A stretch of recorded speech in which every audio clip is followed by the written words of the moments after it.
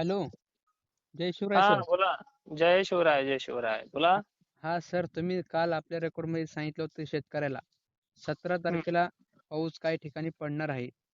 हम्म हम्म तर हम्म तसं तुम्ही 16 तारखेला सांगितलं. काल आमच्या रात्री भागामध्ये आभाळ हम्म आलेलं होतं, वादळी वारं सुटलं होतं सर. हम्म. तर आज काय कंडिशन राहील पावसाची ते सविस्तर शेतकऱ्याला माहिती द्या. नक्कीच. 18, 19 आणि 20 ला या 3 दिवसात जो पाऊस होणार आहे ते होणार आहे. पण 17 तारखेला काही भागांमध्ये त्याची दस्तक होणार आहे. त्याच्यामध्ये लातूर, नांदेड, सोलापूर काही भाग तो आज पुन्हा व्याप्तीचा वाढवणार आहे. हा. चंद्रपूर, गडचिरोलीच्या भागात देखील 1-2 ठिकाणी मोठ्या पावसाची शक्यता राहू शकते. पण एक्झॅक्टली खऱ्या तारखा त्यांच्या भागामध्ये 18, 19, 20 आहेत.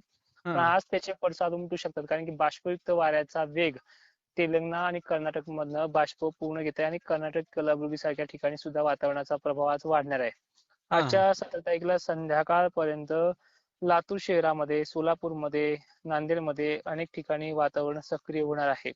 पण भलेही वातावरणाची क्रेज कमी किंवा अधिक जरी असली तरी वातावरणाचा जो काही प्रभाव आहे तो 2 दिवसात अजूनही मोठा पाहायला मिळणार आहे. हम्म. आणि उद्यापासून कोल्हापूर, सोलापूर, हुबळी, कर्नाटक, धाराशिव पट्टे, बीड जिल्हा, इकडे अहिल्यानगरमध्ये काही ठिकाणी, लातूरमध्ये, बीडमध्ये, परभणीमध्ये, नांदेडमध्ये, यवतमाळ, चंद्रपूर, गोंदिया आणि भंडारा. आता ह्या क्रॉस लाईनच्या भागांची आपण नावं का घेतो? कारण की पट्टे पूर्णपणे तेलंगणा आणि आंध्र प्रदेशमधून वरती सरकण्याचा प्रयत्न करत आहेत. हम्म. मराठवाड्यामध्ये अनेक ठिकाणी, विदर्भातल्या पूर्वेकडील भागांमध्ये बऱ्याच ठिकाणी आणि दक्षिण महाराष्ट्रातल्या कोल्हापूर, सांगली, सोलापूर, अहिल्यानगरमध्ये काही ठिकाणी पाऊस हा ऍक्टिव्हिटी दाखवणारच आहे. रात्री बेरात्रीपर्यंत जालन्यामध्ये, छत्रपती संभाजीनगरमध्ये, बुलढाण्यामध्ये देखील वातावरणाची क्रेज वाढू शकते. उद्या 24 तासामध्ये हा वातावरणाचा फटका पाहायला मिळू शकतो. आणि खरं तर आता काही ठिकाणी काय होईल, दिवसा परेशान नाही करायचं, पण दिवस मावळता रात्रीच्या वेळेला हे वातावरण आहे. आणि सगळ्यात कॉमन तारीख ज्या तारखेची आपण पहिल्यापासून भर ठेवली, 24 डिसेंबरला जे काही वातावरणाच्या रिपोर्टमध्ये आपण सांगितलं होतं मागच्या वर्षीच, की हम्म. हा पाडव्याचा जो वातावरण आहे हे सगळ्यात घातकी राहू शकतं. तर एक्झॅक्टली जिल्हे आहेत बुलढाणासह अकोला, अमरावती, नागपूर, चंद्रपूर, वर्धा, वाशिम, एकंदरीत विदर्भातले सर्व जिल्हे येतात. व्याप्ती 35च्या वर पोहोचणार नाहीये, तो आकडा आपला फिक्सच आहे. हा, आता हम्म. निसर्गाचं देणं आहे, 35-40, 35-40च्या आसपास ते चालू शकतं. कारण की नांदेड सारख्या, लातूर सारख्या ठिकाणी मागच्या 3 दिवसापासून वातावरणाचे धक्क्यामागे धक्के बसत आहेत काही जिल्ह्यांना, तालुक्यांना. तर ह्या तालुक्यातल्या धक्क्यांची वाढ आता उद्यापासून परत वाढते. तर 19 तारखेला देखील ह्या वातावरणाचा परिणाम परभणीसह मराठवाड्यातल्या अनेक जिल्ह्यांना आहे. जालन्याचा समावेश तिथे काही ठिकाणी आहेच. आणि जो काही हिंगोली, वाशिमचा एरिया आहे तिकडे आहे.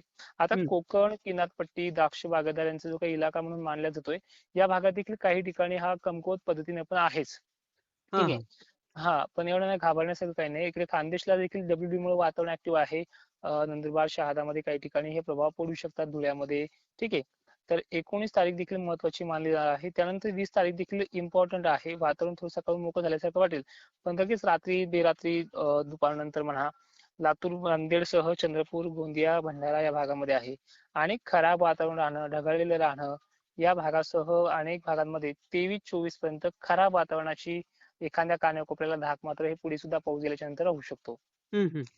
हम्म. हा सर, कोणत्या कोणत्या जिल्ह्याला गारपीट होणार? गारपीटचं कसं आहे की विषय महत्वाचा हा आहे की ट्रॅक ज्या बनलेल्या भागांमध्ये, आता गारपीटचा ट्रॅक आपण नांदेडला, त्यानंतर लातूरला सांगितलं, तिथे काही कानाकोपऱ्यात झाला. गारपीट काय सगळ्यांना होणार नाही, गारपीट ही मोजक्या ठिकाणी होत असते, पण तिथे नुकसान खूप होतंय. तर हम्म. गारपीटचं सत्र मागच्या 2 दिवसापासून चालू आहे तुरळक ठिकाणी. ते वाढेल उद्या परदेशी अनेक ठिकाणी, ज्यामध्ये यवतमाळचा काही मोजका भाग आहे, चंद्रपूरचा अनेक भाग आहे, अमरावती, नागपूरचा देखील भाग समाविष्ट केलेला आहे. हिंगोली आणि वाशिम तटस्थ भूमिका आहे, पण किरकोळ अशा अफवा तिथे घडू शकतात. त्यानंतर परभणी, लातूर, धाराशिव, सोलापूर भागात देखील ट्रॅक इन्व्हॉल्व आहे. इकडे बघायला गेलं तर खामगाव या भागाकडे देखील मेहकर साईट असेल, मौता परिसर असेल, या भागाकडे 2-3 ट्रॅक बनलेले आहेत, कमकुवत आहेत पण आहेत. हा. त्यानंतर अकोल्यामध्ये देखील काही ठिकाणी ट्रॅक झालेला आहे. अशा प्रकारे ही ट्रॅकची चेंजिंग जी आहे ती एक्झॅक्टली पाहायला मिळते. हम्म. हा हम्म. सर, या पावसामध्ये काय विजांच्या कडकडाटा राहील का सर? इजांचा कडकडाट तर राहणारच. इजांच्या कडकडाटाचं हे वातावरण ऍक्टिव्ह आहे. आणि ह्या वातावरणामुळे पुढे सुद्धा वादळ होणं वगैरे गोष्टी आहेत. जिथे जिथे तुम्हाला जिल्ह्यांची नावं सांगितली त्या त्या भागामध्ये ही परिस्थिती पाहायला मिळू शकते. ठीक आहे, ठीक आहे सर. धन्यवाद चालतंय सर. जय. हो, नक्की, धन्यवाद.